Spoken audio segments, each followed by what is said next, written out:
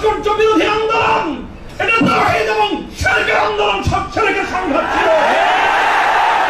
ভাস্কর্যের পক্ষে যারা ছিলেন তারা শিরকের পক্ষে ছিলেন, ভাস্কর্যের বিপক্ষে যারা ছিলেন তারা তাওহীদের ঝান্ডা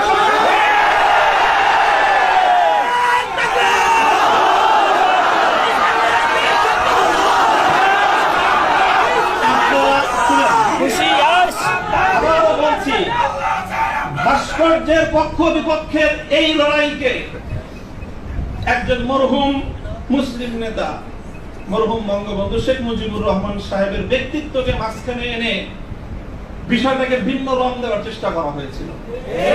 আমরা তখনও বলেছি, আজও বলি, ভবিষ্যতেও বলবো, ভাস্কর্য এটা বঙ্গবন্ধু শেখ মুজিবুর রহমান সাহেবের, শহীদ প্রেসিডেন্ট জিয়াউর রহমান সাহেবের, সেটা আমরা কোনো পার্থক্য করি না।